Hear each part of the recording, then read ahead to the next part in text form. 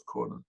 Good morning. It's the GloucesterCast 421. We have some awesome guests. We, no pun intended, right?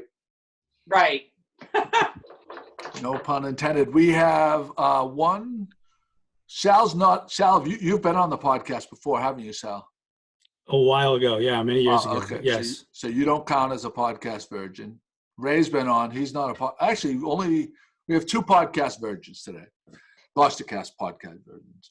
But I'm going to go around. We have Jimmy and Pat Dalpiaz, podcast virgin Beth Zerilli, Ray Cahill, the preeminent #1 world's greatest vet in the Seaport vet, is with us.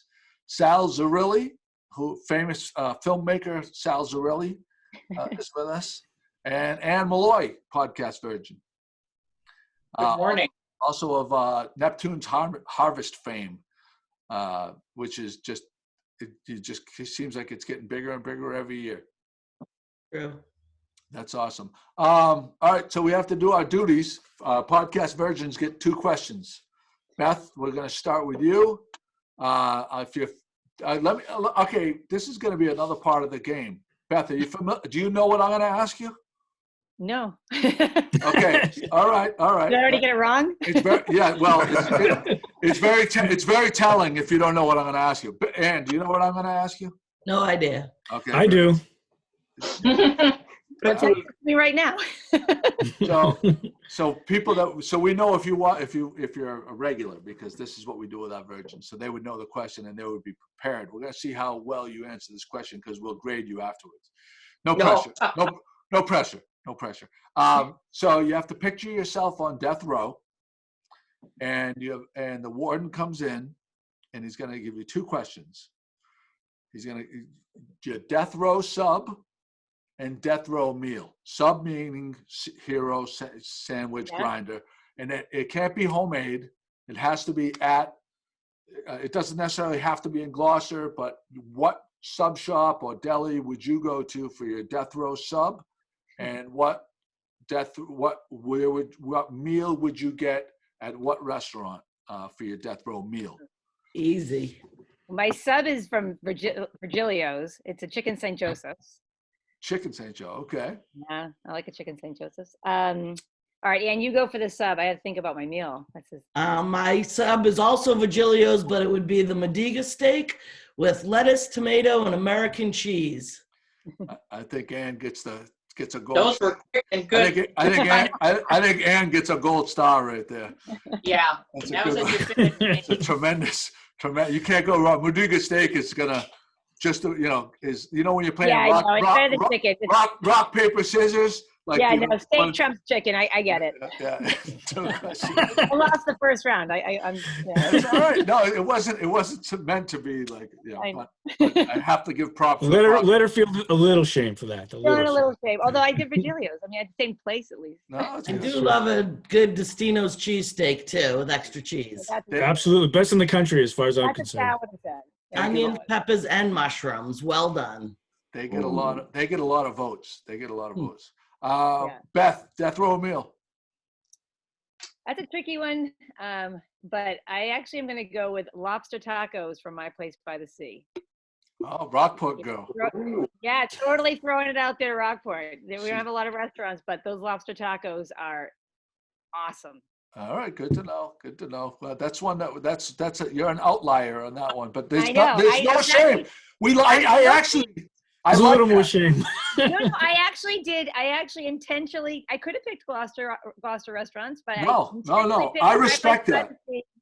It's a great restaurant. They were on the gourmet show. Phantom Gourmet, I think. I respect the hell out of you going like on out on a limb, because Virgilio's, Destino's. Yeah. Tono, Franklin, these places are Tono, yeah. Those are obvious picks. Yep. Like I respect it. Okay, Ann, death row meal. If I'm on death row, I'm definitely going to a really nice steakhouse, like a Morton's, Ruth Chris, something like that, and I'm getting the top, $125 steak. Then I'm putting crab meat on top of it, and then béarnaise on top of that. Okay, I think Drop. You might die before the penalty is exexecuted. I think Photo finish. Anne Malloy might be my spirit animal. No, that is tremendous. Phenomenal. But you have to pick between. You said Ruth's Chris and you said Morton's. Which we have to pick one because we keep a tally and we keep a spreadsheet. I go Ruth Chris. Ruth Chris. All right. For a long time, Morton's held down my number one, and Grill 23 took over a couple of years ago. When my lovely wife, I'd be remiss, Jimmy, I would be remiss to not mention it's my beautiful wife's birthday. I was going to say the number, but it's her birthday. No, don't. Today. Do not. No, I was just going to add a musical interlude. Here comes the horn.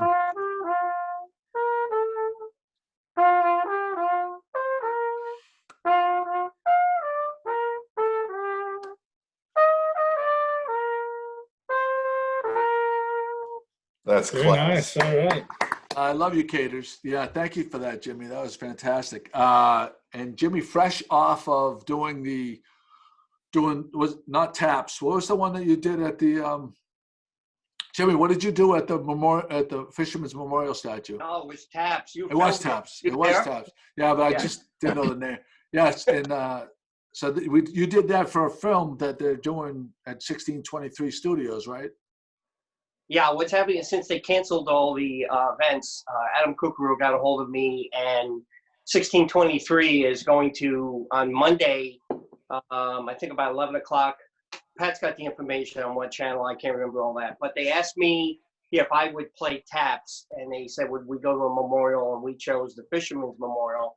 So it's going to be part of it, me playing taps on my bugle. I have a Civil War bugle I use when I play. I saw that I saw a lot of your former students. Jimmy was a former high school band teacher. If you couldn't tell by the stereotype right there, like if you told anybody that it was a high school band teacher, like no one is going to have a problem thinking that that's the truth. So Jimmy, but I heard some of your students in the comment section when you posted the video were giving you crap because your flugelhorn was not polished. Yes. And that's something you would have gave them hell for in the marching band. I think they were just letting me know about it, yes. But I was also complimented for how I held the horn out straight because I would be all over them too. Yeah, that was some of my class, my students. Yeah, well, yeah, it's nice to see that they all love you. I love how they always comment on your stuff. They like you really had a good reputation as a teacher. It's a small district, you're talking Rockport. Mine was K through 12. We have about maybe 1,000 kids. Graduation, we never play pomp and circumstance. We just play pomp. Da, da, da, da. Oh, they're in already. Okay, and we sat down. It's a small district. We're all into it, coaching, playing. You get to know each other. And I was fortunate. They believed in me. I believed in them. We worked on it together. Why such a stickler for the polish? It doesn't influence the sound, does it? No, not at all. It's just that, when you're marching, and we went out and bought newer, shinier stuff because it gave extra points for the judges. When you ever look at marching bands going through, take a look at the drums, take a look at some of the horns going through. Notice they're all the same color, the same shine. That's all extra points. If you're being, competition, you got to find something. So who knew? They knew we fundraised like crazy to get this stuff. So that's why they're giving me a little bit of crap that I picked up a crappy one. There you go. All right, let's get right into the awesome Gloucester and awesome Rockport. So it's expanded. Is this is awesome? Is it Awesome Foundation or something? What is it called? Yeah, it's the Awesome Foundation. And is it national or global? Yeah, it's international. There's 91 chapters in 14 countries. It was founded, I think, 2009 in Boston. So the roots are local for sure. And we've had 2 chapters on Cape Ann since 2013.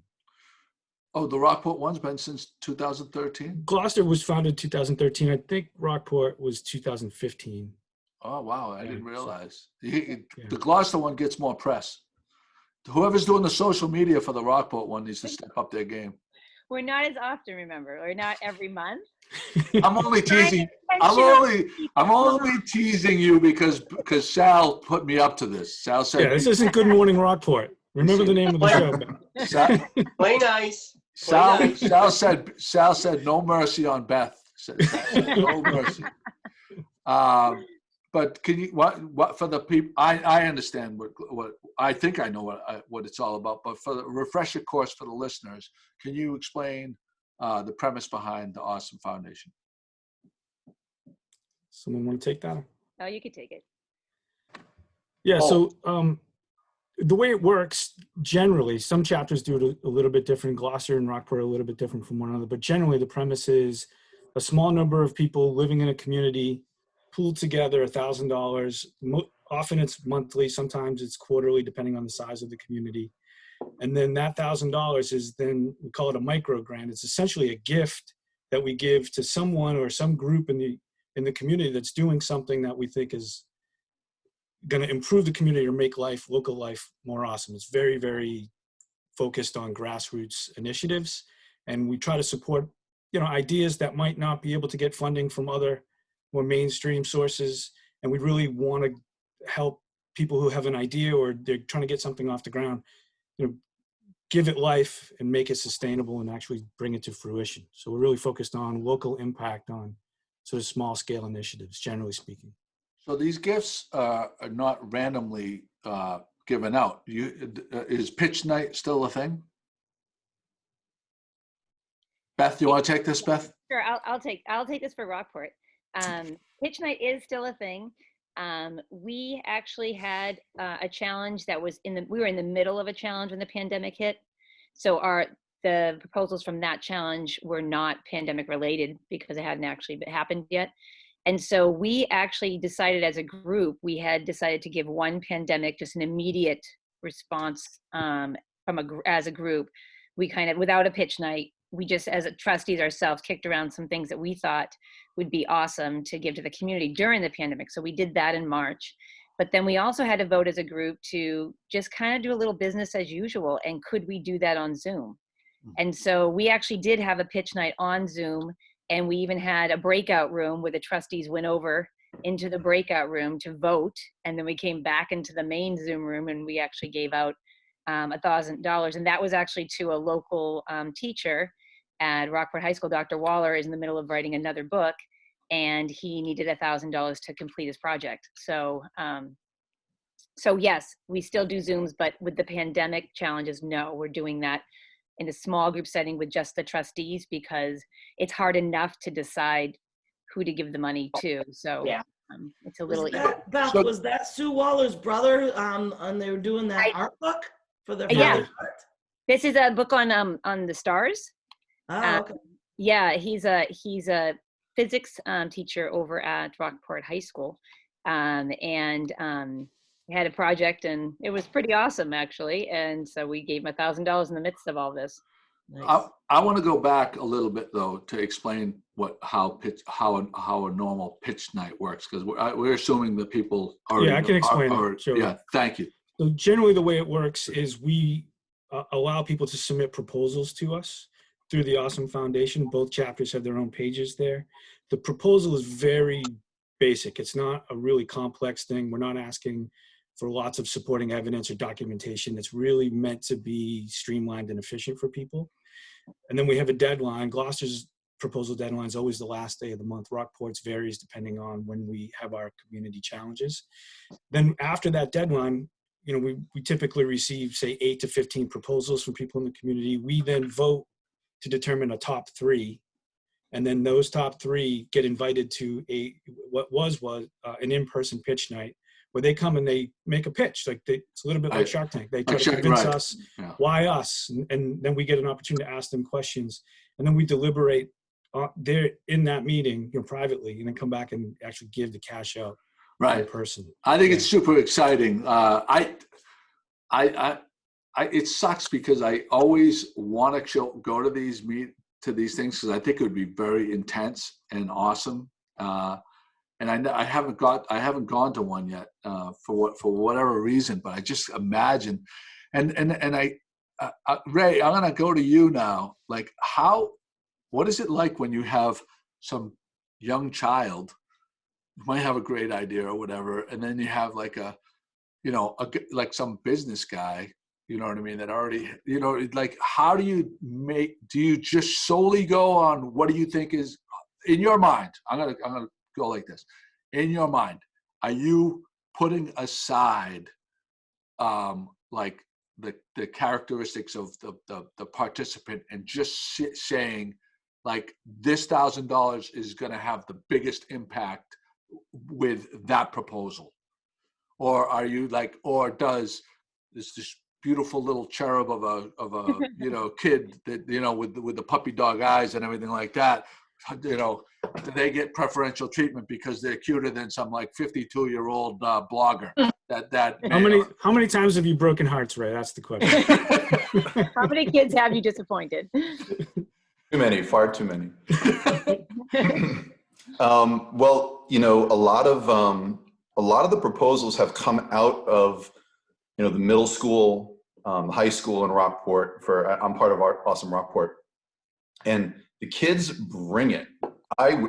If you're proposing, if you're pitching, if you're part of pitch night, and there's a group of kids next to you with their proposal, I would not want to be up against the kids. They bring it. It's great because it is fun to see, it gives you faith in our future to see these kids put their passion into these ideas. They'll get help from adults in the background, they're showing up having prepared and really well prepared.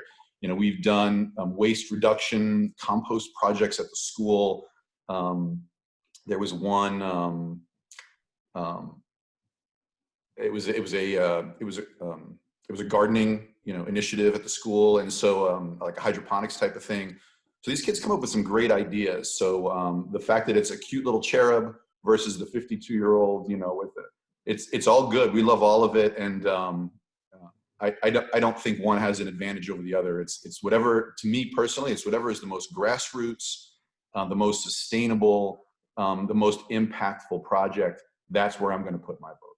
There you go. See, that's what I was going to ask is for the people that are listening and right now the wheels are turning saying, wow, I think, I may share this with someone. Are you recommending a certain outline to follow or just kind of bring it and we'll listen? Is there a certain timeline? What do you recommend, guys? I think for Rockport, it's, I think it's what's going to have, like Ray was saying, like the greatest kind of impact. If it's going to impact, 3 people, or is it going to impact 300? We tend to try to look at those types of things. And how impactful is that $1,000? Is it a part of a $20,000 project? And we're just going to be kind of lost. Not that we wouldn't necessarily give to that, but, is the $1,000 going to make it possible for you to do this? Or are we just kind of another revenue stream for you, right? So I would say any age group, we love to see any age group coming to us. And because we don't go every month, we do sometimes have to look at what's time sensitive for right now and what's time sensitive for like 6 months from now. And maybe we might encourage you to come back at another time, but not always, right? It really depends. It's really dependent upon. There's a lot of factors. I'm going to go ahead. Yeah. I was just going to ask Anne if she agrees with this. For Gloucester, we're pretty wide open in terms of what we'll consider fundable. We don't really have like a group mind around what we would consider to be like worthy of our funds. Very, very open. And we do a lot of mind changing in our group. So you might start thinking you're going to support this particular project because it aligns with your values and what you think. And then you listen to all 20 trustees explain their point of view on it. And by the time it's time for you to vote, you've done a complete 180 in your own thinking about what you're going to support just because you hadn't thought about it in the ways other It's trustees. like a jury deliberating. Yeah, It really, just it really I is. guess a part little of- bit. part of that pitch night is actually, and both chapters do this, when we go into the other room after listening to 3 pitches, everyone gets a minute, and it's a timed, uninterrupted minute. And like Sal said, you might be like, I know exactly what I'm going to say. I know exactly who I'm voting for. And by the time the circle comes around to you, you've totally changed your mind based on what other people are saying. Do some people pass on their minute, like they are, because they don't need to? They feel like they don't need to deliberate. Sometimes it's, in our group, it's kind of uncommon, but sometimes people will just say, oh, they'll just say who they're voting for, which they don't need to say. But sometimes people will just say, like our last pitch, people were just kind of coming in and saying what they thought out loud. All right, I'm going to start with Ann because I have to go down and take care of something. But I want each one of you. There's 4 of you, other than Jimmy and Pat. I would like you to talk about, just briefly, maybe a couple minutes, about which was the favorite project that you funded. That like which one out of since 2013 sticks in your mind as like you thought was that $1,000 came back to the community 100-fold, whatever it happens to be. And we'll start with you. We'll go to Ray, the Sal, and then Beth. All right. All right. So I always love the O'Malley ones and the kid ones. They are definitely the cutest, and they have amazing ideas. So I really am partial to those. Is there one particular, Ann? Is there one that comes to mind? There was ones that they did like an exercise bike, so the kids with the heebie-jeebies that can't sit still could actually like ride a bike in class, a stationary bike, to help them focus, and it created energy that they could use to power their computers. So that was a big one. And then we did an Earth Day challenge where Neptune's Harvest actually added an extra 1,000. So that was near and dear to my heart. And that went to PAL, which is People Against Litter. And they are an amazing group of people that pick up trash and encourage people to sign up to clean up in front of your house. And if everybody just cleaned up in front of their house, there would be so much less litter. So that spawned a huge amount of outreach in the community. They had a parade float. They passed out the little yellow bags to pick up trash with some seed packets. And that's still an ongoing thing. So that was a lot of bang for our buck with that one. So those would be my top That's ones. okay to hear that it's been sustained. Yeah. I heard somebody say that one of the things you look for is it being sustainable. So that clearly was. Right. That's a good point. Okay, who wants me next? I could talk about one of my favorite. I think I'm hard pressed to pick a favorite, but one of the coolest things that we've been able to do through Awesome Rockport, and this was a joint initiative, and it's been done I think 3 times, right, Beth, Sal? Yeah, foundation. The Pink Envelope Initiative. It's a pay it forward where Awesome Rockport and Awesome Gloucester came together, pooled a grant from each group. And then we had printed up these pink envelopes with these cards inside that just nice graphic, and it said, "Be awesome." And we put money, just different amounts of money, cash, in these envelopes. And we went and we just distributed them. We went out early one morning. You go out early in the morning and you just hide them throughout the community. You put it in a tree, you hide it under a bench, you stick it on a Fun. on a bulletin board somewhere. And these bright pink envelopes that people just come across, open it up, and there could be $5. There could be, what was 50? I think we maybe even done 50 the first year. Yeah. And the envelope just, the card in the envelope just said, "Please do something awesome with this money. Whatever you think is whether you needed to pay a bill, whether you want to pay for, coffee for the person behind you.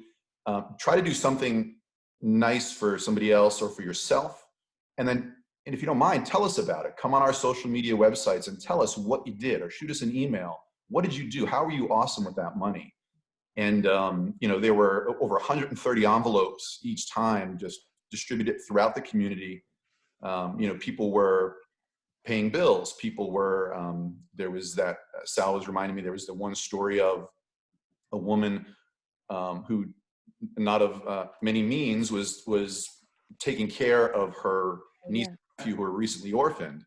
And she was just out with them, finds an envelope, there's this money, and she gets to buy them an ice cream and have just a moment with these two kids. So, so that was, I think, just a community-wide hug. Yeah. Oh, yeah, yeah. That was great. That was a great one. Remember that. Sal, what do you have? Yeah, I like Ray. I don't know that I could boil it down to one. We funded 114 projects over the years, so there's quite a few to choose from. I would say there's some that stand out historically, but the things that we funded most recently around the pandemic really I'm really proud of the way our groups have responded and put our money where our mouth is and really tried to help people on the front lines. The grant that Awesome Rockport just gave out to Denmark, the nursing home in Rockport, they're going to buy Fire 8 tablets so their residents can have face-to-face communications with their family and loved ones. That's an amazing one. The one that Awesome Gloucester just gave out was to a nurse who, after she completes a long shift, she then goes and tends to the homeless members of our community, trying to provide for their needs and try to get them to engage with healthcare so she can have a dialogue with them. And that's all volunteer, and she was pulling money out of her own pocket. So the idea that we could support somebody who's doing beautiful work like that, I really feel proud of those. So the local response we've had to the pandemic, I think I feel really proud of our groups for how we've done that. So those stand out to me. Beth? So, Sal took Denmark. I was just going to do that because I dropped off money just yesterday. So, and they were just so thankful, and it was so great because we knew that they. How about Sal? Wait a second. How about Sal? Like he was quick to shit on the Rockport ideas, but then that was the one he picked up on. He stole your thunder, Beth. How do you feel about Sal stealing your thunder? Hopefully my strategy wasn't that. But in his defense, he is a trustee of both chapters, so I think that it should be allowed. It's okay. We'll let it go. But I was going to mention Denmark, but I also would mention the other one we did in the pandemic. And like everyone's saying, all of these ideas have obviously been really awesome. But the very first thing we gave to was the Rockport ambulance here in Rockport. And for, a lot of locals here, they may not realize that is a big lifeline for the elderly and the needy and the disabled. And they see needs in the community that other people don't see. And not only just medically, but they'll see they'll see people who are in need of food, of clothing, of bills that aren't being paid, and they pool their own money at times. And so they came to a pitch night and we gave them $1,000 that night. But when the pandemic hit, we knew that group was going to really be suffering the most and have the most need immediately for our community. So we gave $1,000 to them. But in terms of actually just, we also do these things, Sal likes to call them guerrilla philanthropy, where we pick something and we just kind of do it. The coolest thing I think Rockport has done on that front, there's been some great things, but the coolest thing I think was there was a old nasty wall behind the Rockport Library, and we would walk by it constantly. And Sal would always say, wouldn't it be great if there was a mural on this wall? And we did that. So if you ever are behind the Rockport Library, it's Josh Falk was the artist. He had total free reign to come up with the idea, and it's very magical, like the lighting on it. It's just the ocean, but it is spectacular, and it improves, I think, the lives of people around here every day when you walk by it or you happen to go by the library. So that would be, in terms of a global impact for this small community, I think that's one of the biggest ones. Very cool. And so Sal, I don't know if we spoke about this on air. So how can people get involved? Say they wanted to say, you only have so many trustees. Do trustees come and go? Yeah, I've seen people move, people's financial situations change, their lifestyle circumstances change. So we've had some turnover, but the majority of trustees in both chapters are years in. We've got trustees, I think there's 6 Gloucester trustees who have been there 7 years. That's like, we're talking $4,000+ they pulled out of their pockets in some situations. So the way people get involved is, we're not like a stringent gatekeeping organization. We ask people if we have a waiting list in Gloucester, and we have a need actually for one trustee in Rockport. So if people are looking to get involved, they can reach out to us. All of our contact information for both chapters available on the Awesome Foundation website. We also maintain a Facebook presence, and our contact information is there as well. So if people are interested, they can just reach out, and then we have a dialogue. The big thing is, if you're going to participate in our group, you have to be okay with the fact that there will be occasions where the group is funding something that maybe your heart wasn't completely into. And you just have to have faith in the process, trust in the people, and know that eventually, things that you really want to fund will get funded. So if you can tolerate that, and it's not like it's super hard, but some people we've, in that process of having that dialogue have said, Well, that doesn't quite feel right for me. hard, yeah. Yeah. And we're trust-based, so that's a tough thing for some people to wrap their head around too. Once we give the money out, we're not like a formal grant organization says you got to, check in, and we have all these measures you have to Report. show your meetings to show impact.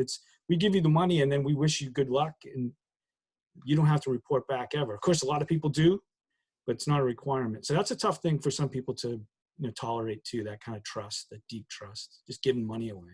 Is money? And we actively invite everybody back as well. So the groups that win, one of the taglines is, hey, if we're about to announce the winner, and if you're not receiving the grant tonight, it's not a no, it's just not right now. So please reapply. It's not your turn. Do it again. Right. I feel like you guys may have a lawsuit, because I think you started before Shark Tank. I think you guys might be able to. I think so here's a question for are the trustees, is the money that they give, is that tax deductible? No, it isn't. That's interesting. It's pure gift. the pure gift. Yeah. Well, I mean, I would think that well, I mean, there must be a reason for it, but it would be great that this is a thing that it would be fantastic if they allowed you to deduct it, because it is going towards a much better thing than you could ever imagine, right? It would change the motivation, and I'm not sure that fits in with what they're. To me, that doesn't sound like. How does it change? Explain to me how it changes the motivation. Well, taking a tax deduction for handing money over that's why you're doing it. Maybe that's your primary motivation. No, you don't make money just because you get a tax deduction doesn't mean that's you're making money on the thing. Not every proposal. No, I don't mean that. Every proposal we fund though is nonprofit. We've helped little businesses get started in both chapters. We bought a teenager a large chess set. Those supersized chess sets? Yeah. So he could just show up at community events and challenge people. Right. We saw him down at the block parties all the time with Rick Dowsett. That's right. Yeah. So there's certain things we're talking about, the pandemic response and being responsible citizens in our community, but we also look for things that are a little bit outside the norm, things that would not get funded elsewhere. We're open to that sort of thing. It's so brilliant. It's so brilliant. And you know what? When I started the blog, 13 years ago, when I started the blog, Barbara Keown, who owns the Dress Code downtown Gloucester, she said something to me, and I must bring this up once a year on the podcast, but she said something to me at the time that she's very into Buddhism and stuff. And she said one of the tenets of Buddhism, and one of the sayings was, the most selfish thing you can do is to give. That's what she said to me. This is probably 2 months into doing the blog. It would be lucky if we had 60 people checking it out a day, right? Now we have 50,000, we had 68,000 2 days ago, Pat, by the way. Wow. But she said this to me at the time, and I had no idea what, but so then over the course of the years, we do so much of promoting for people and giving of time and stuff like that on the podcast, that it totally came together for me. When you give, whether it's financial or time or something like that, you feel so great that the lesson is, you're really being selfish because you end up feeling fantastic about it. So the people that are giving $4,000, like the trustees that have given $4,000, it's very generous. I guarantee you that the $4,000 that they gave, they would give it 100 times over again because they feel what they have gotten in return in positive energy and how great they feel about it is probably far surpasses that dollar amount. Does that make sense? Oh, Absolutely. absolutely. Yeah, yeah. Yeah, I'm sure you're right. the most selfish thing you can do is to give, and you know, Driving home from the meetings once a month after the meeting, driving home, you feel so good. You really do. I'm sure you do. It's amazing how many things that people apply for that you're like, what? The city or the state doesn't fund this already? It seems so crazy. It must be reaffirming to know there's so many good projects potentially out there, that there's so much innovation going on and thinking for the good of others, and that must be very gratifying also. Well, and I think about the one where they were trying to salvage a cemetery. Remember the one where the people came and they wanted to fix the stones of this very old cemetery that the grass had grown up on and people didn't even know was there. It was like, it was amazing. That's a perfect example of something you would assume that would be funded by some other funding source. And I was actually a member of Gloucester actually when we did that one, and that lives with me, that we actually helped to restore some of those tombstones. It's like the chicken and the egg. Like maybe these ideas never come to fruition because if they didn't know about Awesome Gloucester or the Awesome Foundation, Awesome Rockport, they wouldn't put their mind into action to come up with these ideas in the first place. You know what I mean? Like it's the money. We would love to play that. We would love to think that we play that role where there's maybe the knowledge that there's a group that would give you $1,000 to do something. Spurred you to think. Can spark you to think differently about stuff that you're seeing and experiencing in your daily life. Yeah. That's really would be lovely if that was the case. And I think it is to some degree. Yeah, and it's also nice to kind of reward people who've been doing things like, and that person I'm thinking about in Magnolia, the woman that does all that litter. Yes. Yeah, she's awesome. Out of her own time, she's up and down Magnolia Ave, all these different neighborhoods, just picking up trash, cleaning up the cemetery in Magnolia. Out of her own time. I mean, she spends a lot of time, and we helped her to buy tools, rakes, gloves, bags, mowers. Awesome. Yeah. That's fantastic. Oh man, just picking one is the hardest part too. Every week, every month, you just want to give it to all three. Usually, they're all so good. Right. I'm sure. What percentage of people, roughly, you think come back if they don't get it the first time around? A lot. Maybe it's 30% come back. We encourage everybody to come back. And in Gloucester, of the 92 that we've given out so far, it's 6 or 7 that have come back at least twice, some 3 times. Well, I think one group 4 times came back, and eventually won. I pitched to Awesome Gloucester. I think it was at least 3 times before I got it. I was doing sticks for the Gloucester girls high school program when we were just starting it back. Ice hockey. Ice hockey. And it took me a few times, at least I think it was 3 times I had to come back. Your pitch really improved over the. I had to work on it. you honed your skills. Right, exactly. And often it is who you're up against. Someone may have been more time sensitive. Something may have greater need. That's why we say, please come back, because if you made it to the top 3, it's because we all thought you were awesome. It just is, like Ray said, it's not a no. It's just not a right now. Right. The woman one time, she was pitching and she heard another pitch and thought it was so much more worthy. She's like, just don't vote for me, please. Oh, wow. Remember that? That's fantastic. That speaks to the true nature of the project. Yeah. Ray, have there been any animal initiatives that have been funded? Yep. Jody Swinson, right? Yeah, through Awesome Gloucester, yeah. Yeah. She not through Awesome Rockport. Animals, and she got a grant. Jody Swenson, what's the name of her organization? I forget what it is. I think it's Cape Ann Wildlife. Something like that. Oh yeah, that's great. Cape Ann Wildlife, yeah, I get you. Yeah, they do amazing work. Yeah, well, And Pat and Jimmy, you did something. Did you do a rescue or something? You helped out with Dr. Well, Cahill, right? Yeah, just a little minor thing, really. An injured gannet needed transport to.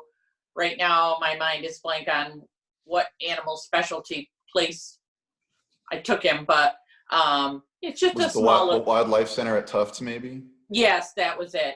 And people said to me, like, why would you do that? I'm like, it just, well, like Joey was just saying, it felt good to help out. Did it poop all over your car? It did not fall over my car. He wasn't very good company actually in the car, but I as I said, I turned on NPR to keep him calm. As far as what do you mean by not good company? Like, what was he doing that was bad? He wasn't talking to me. He was just sleeping, I think. I don't know. Yeah. No squawking, no drama, no.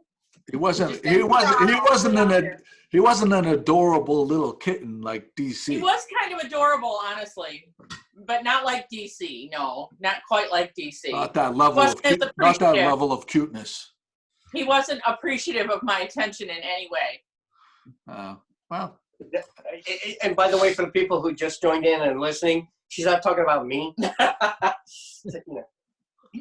It was great that you did that, because a lot of those critters need that extra push to get somewhere else. So thanks for doing that, Beth. Yeah, no problem. I would do it again. It was very interesting. Nice. I'm gonna do this right now. I have to pin Pat and Jimmy to the front for 1 second. Spotlight video. All right, Jimmy, can you stand up and display this outfit you have on today, please? As long as you don't show all of it, because I don't have pants on. No, I'm only kidding. So what is this? Is this your Miami 1976 Miami shirt? What are we working with here, Jimmy? This is me showing everyone that I'm retired and I'm going to complain about the government and my pants are up really high. And I did not go down south. I went to my heaven. And I'm over he here. He has white socks and sandals on. Yeah, All right. This is from Bananas, isn't it? Yeah, I got it from Bananas. It was an outfit I saw. You look ready for the weekend with that shirt. It's party time. It's go time. Exactly. It's go time. I'm ready to start. I was wondering if you had the matching pants, or if they were the shorts, the super short shorts, like the ones that up and I don't tight. have the Thomas Magnum shorts. Okay, I'm not wearing the Thomas Magnum shorts. You do have the mustache, the love, or as Pat refers to it, the love brush. Yeah. Is this your bedroom you're in? Yeah, that's where all the magic happens. It's got the best light for the Zoom. Right. That's what they say. Yeah. Okay. Yeah. I'm just happy we haven't been thrown off of here yet. And I'm so glad to finally meet all you guys. And thank you for coming into our house here. Won't you be my neighbor? Just in case you were wondering, their door is purple. They do have the purple door. Okay, I'm afraid to ask what that means. That's the swingers. That's how you know.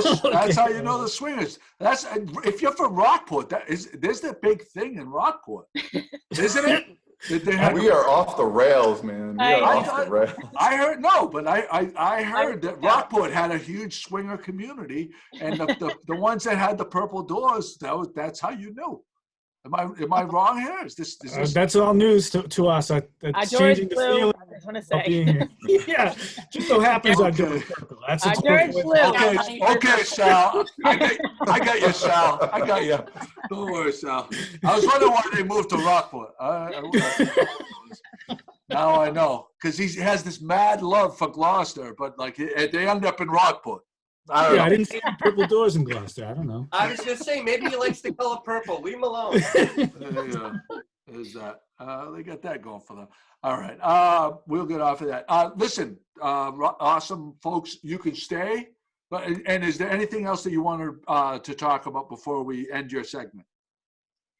Yeah, just one thing is we are constantly open to proposals. So Gloucester, the deadline's the last day of every month. In Rockport, we decide that sort of on an ad hoc basis as we go, but when in doubt, submit. We're constantly monitoring. So getting some proposal submissions is the only way we can do what we do. So we need proposals to be awesome. So And get them in. what is the website that you want people to go to? Awesomefoundation.org. Okay. All right. I'll put that And into if you want to be a trustee, if you're interested in becoming a trustee to get on the wait list at Gloucester or potentially even being one in Rockport, you can go to, on Facebook, there's a site for each of them. There's an Awesome Rockport page, there's an Awesome Gloucester page. You can privately message us through that and say that you have an interest, and we can go from there. That is fantastic. Are you guys planning on hanging out, or do you have someplace to go? I got to go to work. I got to get to work. Work is calling. No problem at all. Thank you guys for being on. I really appreciate it. Get the link in there. And it's going to take a little while. We didn't get to go live, but I am recording this right now. So you'll be able to, by 8 o'clock tonight, it'll be up on Good Morning Gloucester for people. Hey, Right, Beth, thanks for having us. You're welcome. Beth, thanks for everything you're doing teaching-wise. Before we started, you were talking some of your stories, and God bless you, and thanks for everything. Thank you very much. I appreciate it. All right, Great to guys. meet you Yeah, all. nice to meet you guys. Thanks for having us, Joey. All right. Thanks, Joe. That was great. You got it. Thanks, Joey. We'll see Bye. you guys.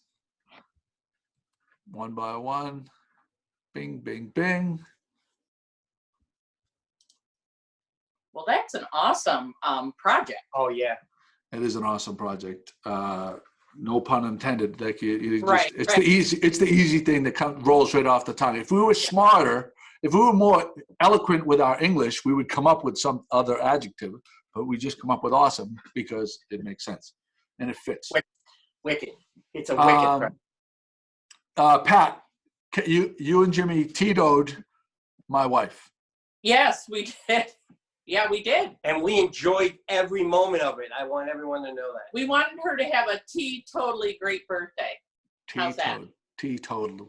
Well, so we'll go back to the premise of it. So there's these great Facebook groups, and I couldn't find the Gloucester one where it started of being wined. I don't know if that was just something that's like national or on Facebook. So there's no Gloucester chapter of being wined, or if there is, people can write in and we'll link to it. But Right, there is Beer Me Bro. That's one where it's a local thing, and you go into this group and you put your name and address and what you like for snacks, and people may or may not randomly drop off beer and your favorite bar snacks at your door anonymously or whatever, or maybe, and then you pay it forward. But Kate, not being so much of a beer drinker, well, I can't say she's not a wine drinker because she's a wine drinker, but she's mainly a Tito drinker. And she wrote on Facebook a couple of nights ago, what about being Tito'd? What about being Tito'd? So why don't you take over right here, Pat, and I'll come right back. Well, we knew that Kate's birthday was coming up, and so we went to Audrey's and got a bouquet of spring flowers, and then we bought a few Tito's nips and tucked them into the bouquet and left them at the house. And it was one of the really warm days this week, so I wanted to text her right away and say, they're out on your deck because the flowers weren't going to last very long out in that heat. But that was fun, and she was totally not expecting to find nips in her spring birthday bouquet. Or maybe she was, I don't know. But regardless, we were glad that it was a nice surprise for her. And yeah, well, we were discussing maybe getting a little branch, like a little tree we in were center pot, yeah, and then we were going to hang the Tito's off of there. Yeah. But we weren't sure if there was a spot that you had planted already, or thinking of your backyard because you have such a nice yard, guys. And so we just went, look, but flowers who doesn't, would be perfect. right? Who doesn't like to have fresh flowers in the house now and again? So that's all that we did, and we were glad that it was well received. And happy birthday, Kate! We're really happy you have a beautiful day for your birthday today. I hope you're doing something special. Yeah, it's a cater's weekend. That's what Joey told me. It's a Katie's That's weekend. awesome. Oh, I keep saying awesome. I don't really mean to. I'm going to have to be getting my thesaurus out and checking some other words we can use. But yeah, it was fun. It was like like Joey was talking about, just going out and doing and planning it and getting the flowers and getting the nymphs and putting it together and delivering it. It was all just fun. So we got more enjoyment out of it perhaps than Kate even did. So that was awesome. So for people who are celebrating birthdays in quarantine, I'm sorry. But if you're an adult, that's one way to have fun. Do you know that Joey left and he hasn't heard one word that we said? I know, we're being so kind, and could we just talk about him? Okay, well, we have to switch back. He's and back he's going to now. put Okay. the headphones on. All right. So then, and that's all that we have to say about that. You guys killing yourself to fill time? Are you killing yourself to fill time? Was it that painful? It was a little painful, but I'm hoping your viewers stuck with it. All right. I have a few things I want to mention. Kate and I and the kids had Beauport, the restaurant at Beauport, 1606, their takeout last night. They have a new executive chef. Oh. And it was outstanding. I have pictures on the blog, and so they're having these kind of like group meals, like you could do two meals for two or meals for four. And then they have some sandwiches, and I'm telling you, everything that we got, the kids devoured it. We devoured it. We got filet mignon and a red wine reduction, and it was cooked perfectly. The desserts, they had death by chocolate cake and this mixed berry tart. Lights out. You have to try it. Are you feed D at all? DC does not get human food. My sister feeds her dog only human food. Like, she only feeds it salmon, like high-end salmon. We're not crazy people. We feed it cat food. So I don't know what I should have asked Ray when I had him on. Like she really likes the wet food, and she kind of, yeah, and it's a little bit more expensive for the wet food. So I'm trying to figure out what we're gonna do there. The Tano is Tano. I want to mention Tano because they're doing takeout, and they have like some brisket and some other barbecue items on their thing. Yeah, we have an order for pickup this weekend that chicken breasts. Ooh. They have breaded chicken breasts, and we ordered haddock, I think. We did. Okay. Two of you, honest to God. So we have I want to mention, so far we know the Horribles Parade is canceled. The fireworks are canceled. The June Fiesta is definitely off. But I've been checking almost daily. The Schooner Festival is still scheduled, which gives some hope. Some hope. There's a couple of other summer festivals that are still on the calendar. The Waterfront Festival is still on the calendar right now. Of course, during the blend. That's outdoors, and that's something that I think that you could manage social distancing. I would be surprised if that got canceled. I hope. I mean, it's going to be what it's going to be. But let's hope. And the farmers markets, I believe, are still being held. Coming up, they'll be starting up very soon. Cool. What was that other event that was still on the books? Let me look and see if I can find it quick here. But yeah, no, I mean, it's hopefully not going to be a totally lost summer.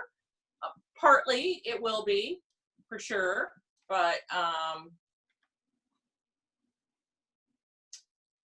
guess we'll see what comes. Well, we'll check that out. There you go.